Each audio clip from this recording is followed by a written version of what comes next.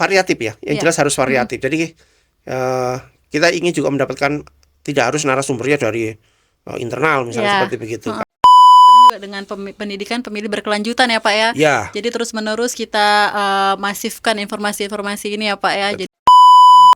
Hai teman pemilih, selamat datang di Layar Demokrasi, podcastnya KPU Kepri. Tempat kita ngobrol santai tapi bermakna tentang pemilu, demokrasi, dan berbagai cerita dari balik penyelenggaraan pemilu di Provinsi Kepulauan Riau.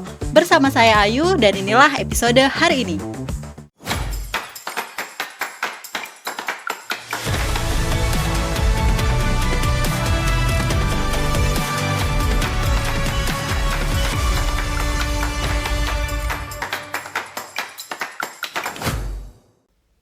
Teman pemilih, Layar Demokrasi merupakan sebuah ruang dialog dan berbagi informasi yang kami hadirkan sebagai jendela transparansi, edukasi, serta literasi kepemiluan bagi seluruh masyarakat. Melalui Layar Demokrasi, KPU Provinsi Kepulauan Riau berkomitmen menghadirkan obrolan yang ringan namun bermakna, membahas isu-isu kepemiluan, demokrasi, dan partisipasi masyarakat secara inklusif, objektif, dan mudah dipahami. Pada episode perdana ini menjadi sebuah kehormatan bagi kami karena telah hadir langsung narasumber pertama kami, Ketua KPU Provinsi Kepulauan Riau, Bapak Indrawan Susilo Prabowo Adi. Selamat datang Bapak. Selamat datang. Apa kabar Pak hari ini? Alhamdulillah, harus sehat. Harus sehat ya Pak. Dan ya? sehat itu harus disyukuri. Alhamdulillah. Di tahun 2026 ini yang menjadi pembuka ya Pak ya? Ya. Baik Pak, tadi kan kita udah peresmian nih Pak, peresmian podcast nih Pak. Nah, gimana perasaan Bapak Pak setelah diresmikan Layar Demokrasi, kan kita tahu gedebak-gedebuknya. Iya, memang ya bersyukur tentu. Yang pertama kita bersyukur akhirnya secara resmi podcast KPU Provinsi Kepri diresmikan, dan artinya ini adalah menandai awal kami semua yang ada di lingkungan KPU Provinsi Kepri mulai menjalankan satu proses model baru terkait dengan pendidikan pemilih melalui siniar ini. Karena kan kalau di KPP itu podcast itu namanya siniar ya. Siniar. Jadi siniar ini memang digagas oleh kami dalam rangka untuk lebih melakukan diseminasi terhadap informasi-informasi tentang kepemiluan. Seperti itu. Dan ini adalah memang bagian dari program nasional yang memang sudah dicanangkan oleh KPU RI. Jadi ada 3 program nasional, ada program nasional tentang pendidikan pemilih yang tahun 2026 ini fokusnya khususnya itu kepada pemilih pemula, pemilih rentan, dan pemilih marginal. Tapi bukan berarti bahwa kelompok-kelompok pemilih lainnya tidak mendapatkan sentuhan pendidikan pemilih. Semuanya akan mendapatkan itu, tetapi kita coba memberikan porsi yang lebih kepada 3 kelompok ini. Tadi jadi fokus itu, ya Pak ya. Itu pertama. Yang kedua, program nasionalnya adalah pendidikan pemilih pemutahiran daftar pemilih berkelanjutan. Karena itu juga amanah dari Undang-Undang Nomor 7 tahun 2017 bahwa KPU Provinsi, KPU Kabupaten Kota wajib untuk memelihara data pemilih. Sehingga kita harus memelihara data pemilih untuk provinsi setiap semester, untuk kabupaten kota setiap 3 bulan sekali atau 3 bulan. Yang ketiga, program nasionalnya adalah terkait dengan integrasi data informasi. Jadi kita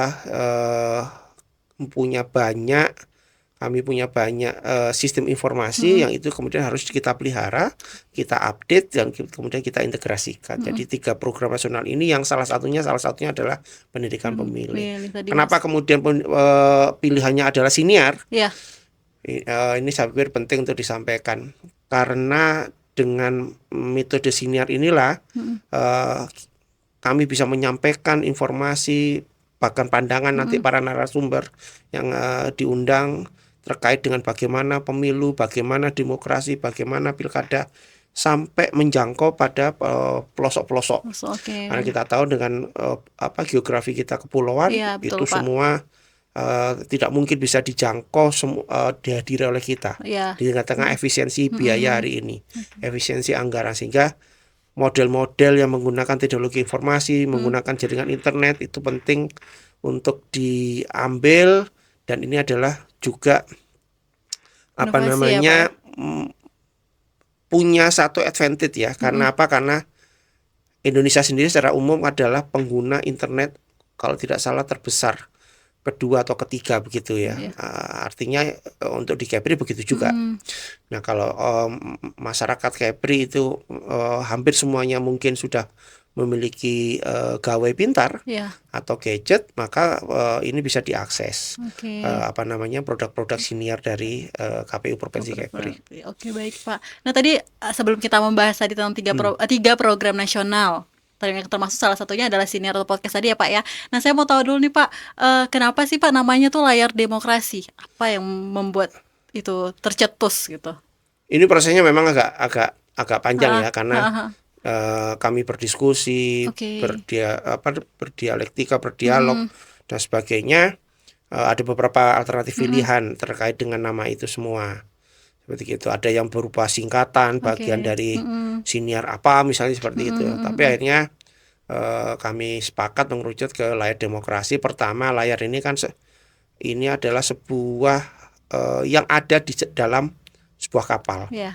Dan dia menjadi bagian penting untuk bergeraknya sebuah kapal atau perahu sebagai menangkap angin dan sebagainya. Untuk arah juga ya, Pak? Ya, menurut arah juga, dan artinya bahwa dengan kita daerah kepulauan, maka layar ini adalah sebagai bagian melambangkan menangkap informasi, menyampaikan informasi dan seterusnya. Dan kapal itu akan membawa arah apa namanya kapal itu bersama-sama dengan layar itu. Nah, demokrasi sendiri saya pikir secara umum kan demos dan kratos dan sebagainya ya. Jadi sebenarnya Layar Demokrasi itu kalau kita ambil filosofinya adalah sebuah apa namanya cita-cita ingin menyampaikan gagasan, ide dan seterusnya, juga terkait dengan informasi terhadap demokrasi secara umum, pemilu, pilkada secara khusus kepada masyarakat, sehingga kemudian masyarakat sangat memahami mengapa sih harus ada pemilu, mengapa sih harus ada pilkada, dan mengapa sih pemilu pilkada itu bagian dari proses demokrasi.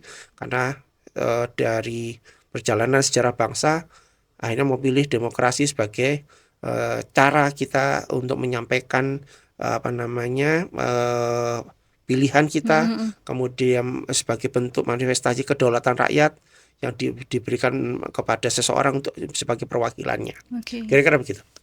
Maknanya dalam sekali ya, Pak ya, filosofinya ya, Pak ini. Dia bagaimana masyarakat tadi dapat menerima ide atau informasi dari KPU agar juga tadi Bapak sampaikan kan wilayah kita wilayah kepulauan, jadi si perahunya ini bisa menyampaikan lah informasi ke sana ya, Pak ya. Siap, Pak. Baik, Pak. Nah, untuk secara tanggapan Bapak terkait podcast ini semuanya udah oke nih, Pak ya. Saya udah siap. Dengan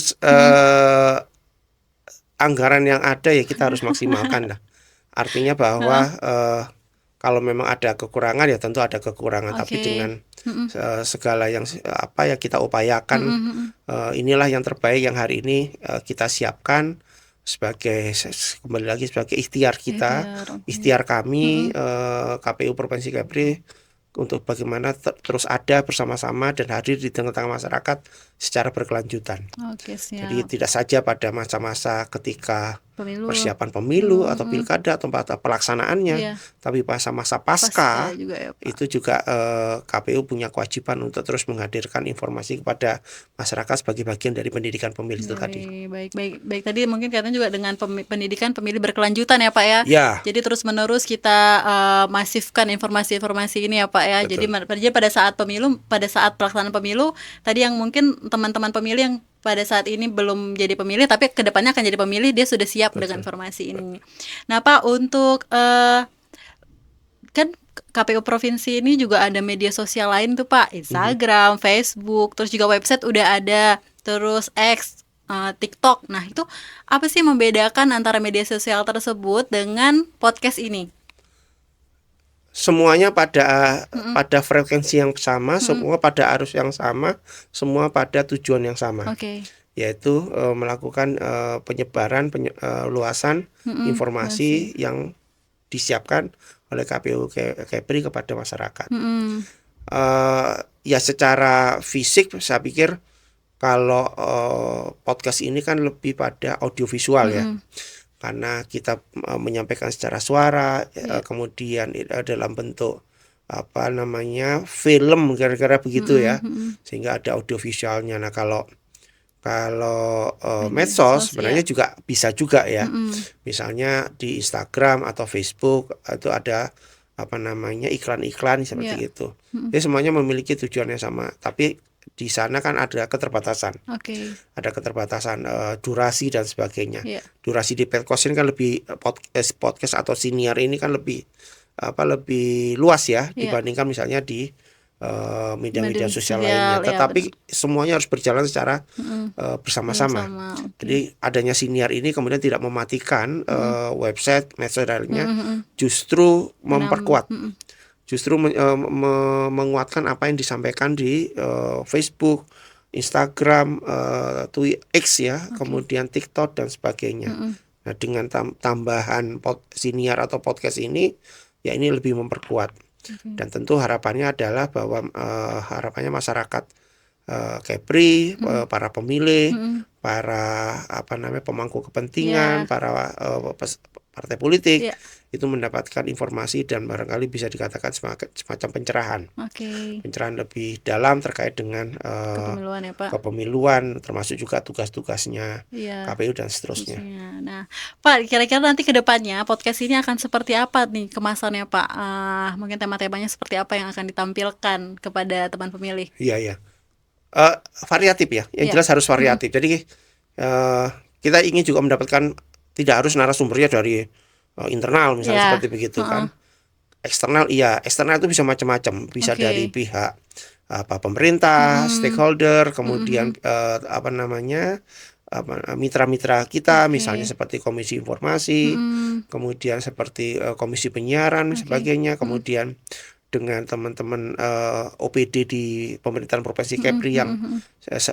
selama ini menjadi mitra, misalnya di Sdukcapil, kemudian Kesbangpol dan sebagainya. Tapi kita Oke. juga akan menghadirkan apa namanya narasumber atau Mm-mm. pembicara itu dari sisi lainnya. Oke, Misalnya apa anak tuh muda. Pak? Anak muda juga ya Pak ya diajak ke Anak sini. muda apakah dari SMA atau mungkin dari teman-teman perguruan tinggi, Mm-mm. karena kita ingin mendapatkan pandangan mereka tentang pemilu pilkada itu apa, Oke, baik. seperti itu. Kemudian apa masukan apa namanya Dari mereka mereka. Mm-mm. terhadap pelaksanaan itu. Oke. Kemudian tidak kalah penting adalah kira-kira kemarin pelaksanaannya peran sertanya apa gitu kan. Oke. Apakah kemarin menggunakan hak pilihnya atau tidak? Kalau tidak kenapa itu seperti itu. Oke, kita dapat Apa yang insight dari membuat mereka ya Pak ya. kita tahu Mm-mm. teman-teman dari komunitas Oke. misalnya seperti Mm-mm. gitu ya. Apakah itu influencer, apakah itu komedian, Mm-mm. ya kan. Kemudian apa namanya juga dari banyak lembaga lah saya pikir ya, termasuk Oke. juga yang mungkin nanti ke depan itu bisa memberikan pandangan-pandangan terkait apa sih yang mesti harus diperbaiki, Oke, kira-kira baik. itu. Mm-mm. Pak, saya itu ingin misalnya apa namanya politik uang itu betul-betul tidak ada dalam pemilu pilkada. Mm-mm. Nah, kita bisa diskusikan Ya. kira-kira apa. Oke. Kami siap Pak, kami punya komunitas sekian ribu, kami siap untuk mengambil banyak. Ini yang kita harapkan. Jadi ada satu apa namanya kesinambungan Mm-mm. terkait dengan pentingnya hadir podcast ini, termasuk juga pandangannya, Oke. termasuk sisi-sisi yang harus diperbaiki Mm-mm. sebagai masukan dan koreksi terhadap kami sebagai penyelenggara Pemilu. pemilu dan pilkada. Oke, baik. Berarti kita nantinya akan mengundang teman-teman, bukan teman, selain dari instansi pemerintah, juga dari teman-teman mahasiswa ya Pak ya, atau Betul. tadi Bapak sampaikan Anak-anak influencer. SMA misalnya seperti itu kan, mereka kan pemilih pemula ya. Iya, Itu betul. teman-teman dari disabilitas, Oke, siap. ya kan, karena pemilu itu sendiri atau pilkada itu sendiri harus inklusif. Ya, benar. Ya kan, artinya kalau inklusif berarti harus semua pihak, semua Dirangkul. kelompok harus mendapatkan hak yang sama, Sama, pelayanan oke. yang sama. Oke, makanya tadi semua dilibatkan karena kita juga butuh masukan dari mereka ya Pak, agar Betul. pemilu kedepannya akan lebih baik dari yang sebelumnya. Oke, baik Pak, untuk podcast sendiri tadi temanya udah nih ditentukan. Nah, menurut Bapak kira-kira nih kan tadi Bapak sudah sampaikan 3 yang menjadi fokus utama atau program nasional 2026. Salah satunya adalah tadi kelompok marginal atau terus kelompok rentan, satu lagi kelompok Marginal, pemilih pemula, dan ya rentan. rentan ya Pak ya. Oke baik Pak. Nah dari 3 ini selain dari podcast tadi apa saja Pak yang akan dilaksanakan untuk 2026? Ya tentu secara hierarkis ya dengan teman-teman di KPU kabupaten, kota juga melaksanakan hal yang sama terkait Oke. dengan program nasional ini. Nah, misalnya nanti di kabupaten kota melakukan pendidikan demokrasi kepada adik-adik kita di SMP misalnya. Mengapa SMP sudah mulai dikenalkan soal demokrasi? Saya pikir lebih awal dikenalkan soal itu lebih bagus. Jadi bukan pendidikan pemilih ya, karena mereka bukan pemilih. Karena yang pemilih itu bisa dikatakan pemilih adalah usia 17 tahun atau pernah menikah. Nah, kalau SMP ini adalah pendidikan demokrasi yang akan kita kejar, sehingga mereka bisa kemudian bersimulasi, berpraktek tentang pemilu dalam skala kecil, misalnya pemilu OSIS, pemilos bisa kadang disampaikan, sehingga kita bisa berikan masukan, begini lo caranya dan sebagainya. Jadi coba mulai dikenalkan, didampingi gitu ya Pak ya? lebih awal soal pendidikan demokrasi ini. Kedua, memang banyak hal yang bisa dikerjasamakan antara KPU dan kemudian pihak-pihak lain, misalnya dengan perguruan tinggi. Ada beberapa MOU yang sudah dan akan kita lakukan dengan perguruan tinggi dalam rangka misalnya penelitian bersama, kemudian penulisan karya ilmiah, kemudian pendidikan kepada teman-teman yang akan turun KKN, sebagainya, sampai proses belajar mengajar sekalipun. Misalnya kami diminta untuk mengajar atau masuk dalam kelas terkait dengan demokrasi misalnya.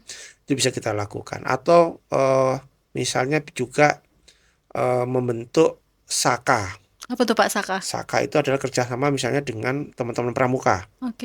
Jadi kita menggandeng teman-teman pramuka sebagai bagian dari corong KPU untuk melakukan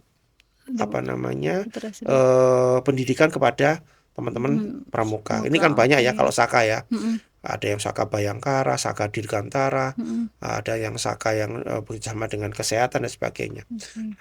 Ini bisa digagas sebagai salah satu bentuk inovasi yang dilakukan oleh KPU di masa-masa pasca pemilu hari ini, sehingga kegiatan kita dan kemudian target terkait dengan program nasional yang tadi sudah dicanangkan itu bisa tercapai. Seperti itu. Seperti itu ya Pak. Jadi salah satunya tadi mungkin temenggandeng teman-teman kelompok SAKA tadi ya Pak kelompok komunitas terus ke sekolah. Kita misalnya bikin stand up comedy tapi tentang kepemiluan seperti itu. Jadi misalnya dibuat ya, jadi kan itu kadang-kadang ada kritik ya. Oh iya betul Pak. Kritik sepanjang kritiknya konstruktif ya. Seperti gitu. Itu kan mencoba untuk menyadarkan masyarakat ada hal, kita tidak menutup mata, kami tidak menutup mata bahwa ada hal-hal yang kurang selama pelaksanaan pemilu pilkada. Makanya kami melakukan evaluasi, termasuk juga menerima masukan-masukan dari berbagai pihak. Dan kritik-kritik itulah sebenarnya yang menjadi bagian bagaimana proses demokrasi ini menjadi lebih baik dan lebih baik dari masa ke masa. Kenapa? Karena melibatkan semua pihak untuk memberikan masukan. Tidak saja kepada teman-teman penggiat pemilu yang memang fokusnya, concernnya untuk mengamati seluruh proses yang ada di KPU, tapi juga pada pemilih-pemilih yang menjadi salah satu di antara beberapa kunci sukses pelaksanaan pemilu, yaitu pemilih yang cerdas. Itu kita juga membutuhkan masukan dan menerima masukan itu. Dari situ, oke baik. Mungkin tadi mengemas bukan politik ya, demokrasi dengan komedi ya Pak ya. Ya bisa jadi seperti itu. Jadi saya mungkin banyak ide-ide yang nanti mungkin kami akan kembangkan di luar dari yang memang harus dilaksanakan oleh kita sebagai bagian dari program nasional. Tapi pada intinya adalah bagaimana kita secara bersama-sama terus membangun pendidikan ini menjadi hal yang positif. Kemudian membangun satu optimisme bahwa ke depan pemilu atau pilkada itu lebih baik dari pelaksanaan sebelum-sebelumnya dengan melakukan sinergitas, kolaborasi dan seterusnya. Dan inovasi-inovasi itu ya Betul. Pak ya. Baik teman pemilih, ternyata banyak sekali program KPU pasca pemilu ya Pak. Karena kan mungkin banyak teman pemilih taunya kan KPU bekerja pada saat pemilu kan Betul. Pak, pemilu pilkada. Setelah itu KPU ngapain? Nah ternyata Hmm. kita mempunyai program nasional yang besar sih Pak, ini ya, maksudnya itu Nah, besar, harus dicapai. kalimat tadi Mm-mm. itu memang menjadi hari ini akan menjadi satu program Mm-mm. nasional juga, Apa tuh Pak? yaitu habis pemilu ngapain. Oke. Jadi kalimat itu sering kami dengar, kita dengar di lingkungan masyarakat, Iya. anak-anak muda lah. Mm-mm. Habis pemilu ngapain? Maka nanti di 2026 ini Mm-mm. juga KPU juga akan melaksanakan kegiatan dengan mengumpulkan anak-anak muda, Mm-mm. kemudian mungkin narasumbernya juga ada dari anak muda. Oke. Habis pemilu ngapain nih? Jadi temanya itu diangkat Ya, jadi itu menjadi satu jargon ya. judul Judul. apa namanya, kegiatan habis pemilu ngapain? Oke, menarik ya. Karena apa namanya, postur pemilih kita Mm-mm. hari ini dan nanti diprediksi sampai 2029 ketika pelaksanaan pemilu Ya. itu akan didominasi oleh kelompok Gen Z dan Gen Z. Gen Y. Heeh. Hari ini saja sudah mencapai angka hampir 60%, bahkan lebih ya mungkin. Ya. Dan itu ke depan akan makin banyak Mm-mm. karena setiap triwulan atau semester Itu bertambah ya Pak. itu akan ada penambahan dari mereka sudah berusia 17 tahun. Jadi masih besar, sehingga tadi yang sebutkan 3 kelompok ini salah satunya kan pemilih pemula. Pemilih pemula, benar. Karena itu tadi, karena jumlah postur pemilih kita lebih besar akan didominasi oleh anak-anak muda. Oke. Sehingga kita perlu untuk juga mengajak mereka untuk sama-sama berpikir, berdialog tentang pemilu itu bagaimana. Terus sekarang habis pemilu ngapain gitu kan. Oke. Pak, kita pemilih itu habis pemilu ngapain Pak? Ya. Saya sampaikan, Anda ikutin semua program kerja yang ada di pemerintah. Misalnya, apakah janji-janji kampanyenya tercapai atau tidak? Oke. Anda bisa memberikan masukan-masukan yang konstruktif terkait dengan Visi misi tadi ya Pak. visi misi janji kampanye yang dilakukan oleh Calon kepala daerah misalnya daerah. seperti itu kan dalam konteks pilkada. Oke. Sehingga itu bisa memberikan sumbangsi pemikiran. Ya, kalau uang kan mungkin anak muda juga masih mencari format untuk itu juga. Dan itu penting. Setelah itu berpikirnya adalah apa yang bisa kita lakukan setelah pemilu ini. Oke. Mau kampanye nggak ada kampanye. Mau ikut melihat debat tidak ada debat. Mau terlibat sebagai penyelenggara di tingkat ad hoc Nggak ada juga, nggak ada belum juga. ada. Jadi apa yang bisa berikan kontribusinya, peran sertanya dari mereka anak muda khususnya dalam hal ini di pasca pemilu. Nah, itu yang coba kita diskusikan melalui program habis pemilu ngapain. Wah, keren, menarik sih Pak. Menarik, kayak Yogi jawab juga dari isu dari masyarakat sih, pendapat mereka akhirnya dijawab dalam sebuah program tadi. Nah Pak, tadi Bapak sampaikan kalau misalnya di 3 program nasional ini pemilih pemula merupakan yang sangat berpengaruh karena mereka jumlahnya besar. Nah tapi Pak, dalam pelaksanaannya tantangannya apa sih Pak, dalam khususnya meningkatkan literasi pada politik, demokrasi sama kelompok ini Pak? Apa tuh tantangannya Pak? Sebenarnya dari masa ke masa memang tantangan kita adalah soal literasi. Oke. Jadi memperbanyak literasi itu hari ini penting dengan media yang macam-macam ya. Oke. Mau dalam bentuk cetakan atau dalam bentuk soft file di masing-masing gadget atau gawai kita. Itu penting, atau melalui diskusi, seminar dan sebagainya. Jadi meningkatkan literasi kepada pemilih soal demokrasi itu bagaimana, kemarin itu sejarahnya seperti apa. Oh, dimulai dari tahun 55, kemudian masuk pada masa Orde Lama, Orde Baru, reformasi sampai hari ini dan seterusnya. Itu perlu untuk diberikan kepada teman-teman terkait dengan literasi itu. Sehingga teman-teman bisa melihat, oh begini perubahannya. Oh, kemarin waktu zaman Orde Baru polanya seperti ini. Di reformasi hak masyarakat lebih terlindungi misalnya dan sebagainya. Dan ini terus akan kita sampaikan sehingga anak-anak muda kita makin tertarik untuk melihat proses pemilu pilkada ini sampai pada ujungnya adalah bagaimana mereka terlibat dalam proses pemilu dan pilkada itu. Setidak-tidaknya Oke. adalah menggunakan hak pilihnya. Oke. Itu. Jadi menggunakan hak konstitusionalnya di TPS-TPS yang sudah ditentukan. Baik, oke. Mungkin kalau belum sampai tujuannya mungkin adalah pemilih yang cerdas. Artinya dia tidak sekedar memilih, tapi minimal dia memilih ya Pak ya Ya, targetnya. Jadi dia tidak golput gitu ya Pak. Karena kan satu suara berarti. betul. Ya. Nah baik Pak. Nah terakhir nih Pak. Nggak terakhir sih, ini nomor 2 terakhir. Menurut Bapak, bagaimana sih cara kita tadi Bapak udah sampaikan terkait literasi. Selain dari itu untuk menciptakan atau melahirkan pemilih yang cerdas dan berintegritas tentunya di Provinsi Kepulauan Riau. Ini bukan tugas KPU semata, Oke, baik. pertama. Tapi tugas bersama antara KPU, antara pemerintah, kemudian peserta pemilu itu sendiri. Karena peserta pemilu punya kepentingan dong. Iya, benar Pak. Kalau nggak ada yang memilih mereka, kemudian mereka mau apa? Jadi kemudian juga terhadap pemilih itu sendiri. Iya. Dan kolaborasi sinergitas inilah yang akan mendorong tingkat partisipasinya lebih baik. Bagaimana pemerintah misalnya memberikan kontribusi terhadap regulasinya yang pasti, Oke. yang jelas, Yang misalnya jelas. seperti itu kan.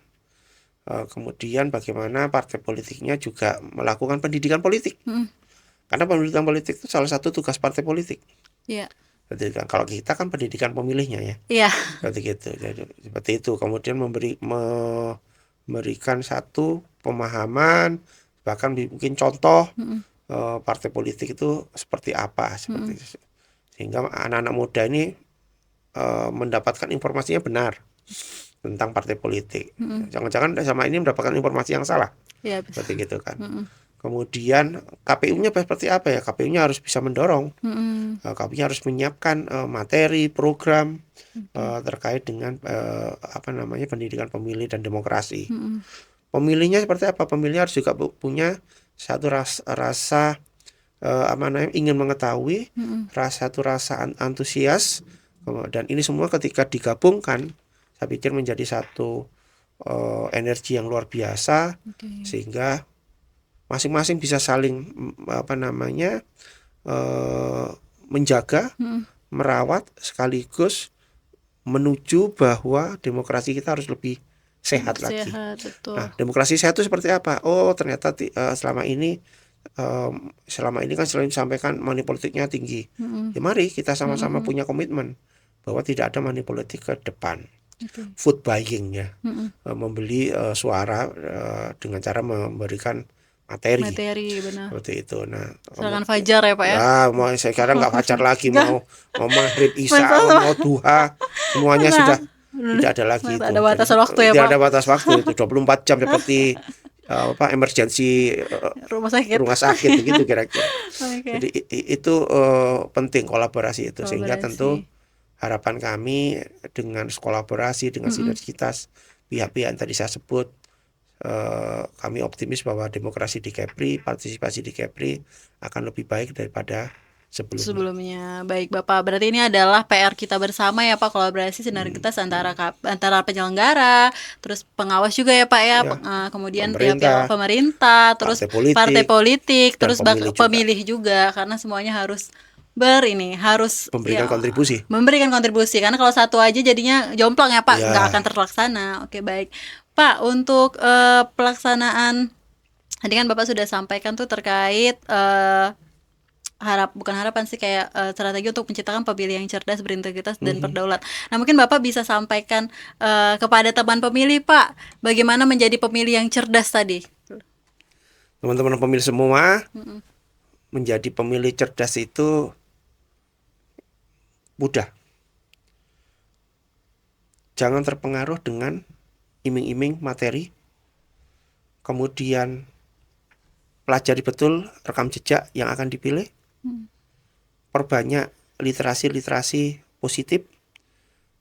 Kalau menerima informasi harus dilakukan check and recheck, saring sebelum sharing.